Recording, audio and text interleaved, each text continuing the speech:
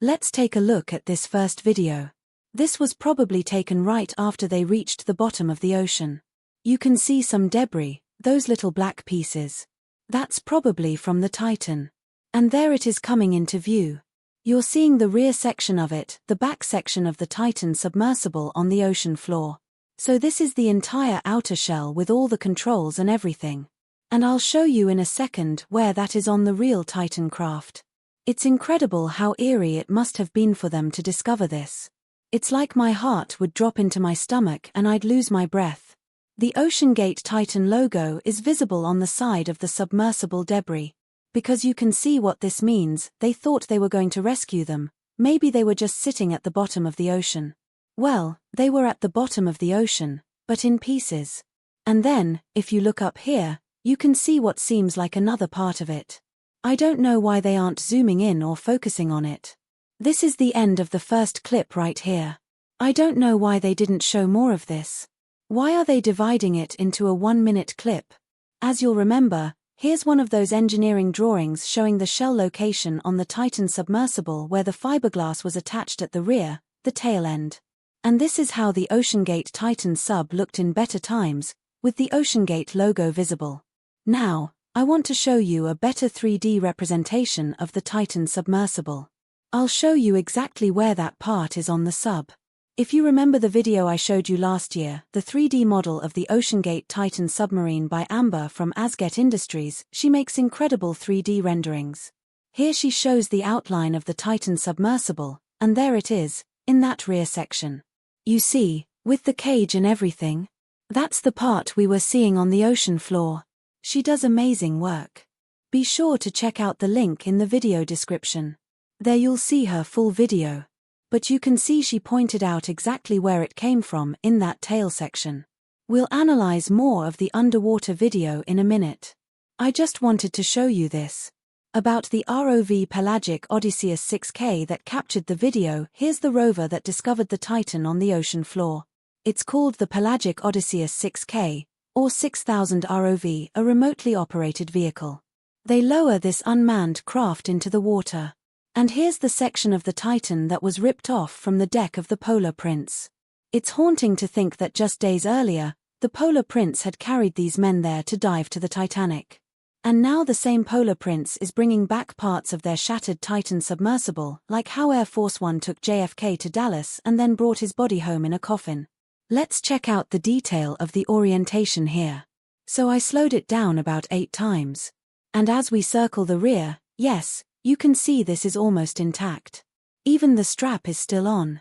But here, looking at the rear edge, you can see the OceanGate logo, the Titan appears right there. So you know, this would be so heartbreaking if you were the operator of this ROV, seeing this on your screen.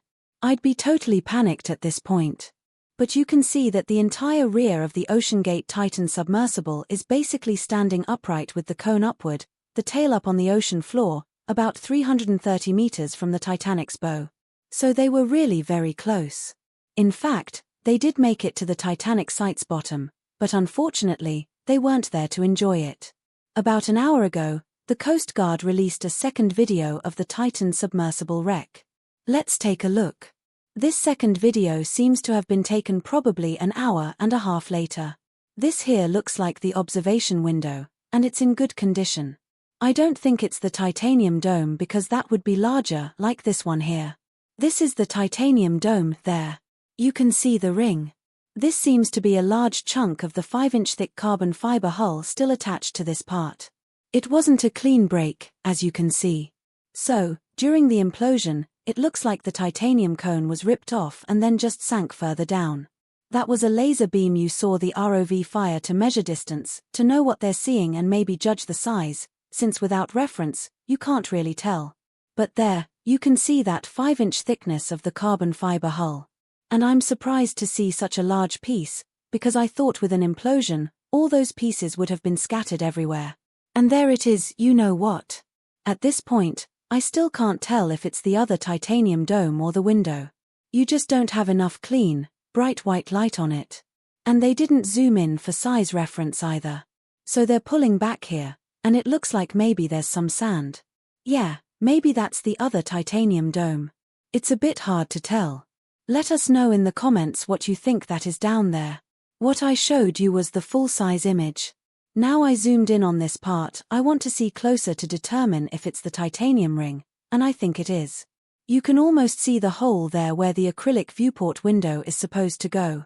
So if that's the case, it looks like the carbon fiber hull was completely torn away from the front.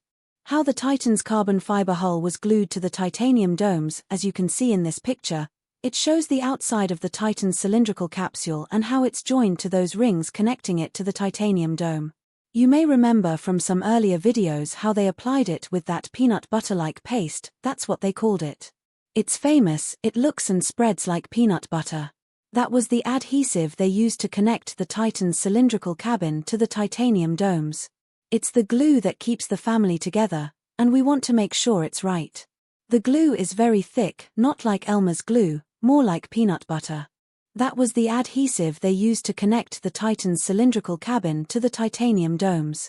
It's the glue that keeps the family together, and we want to make sure it's right.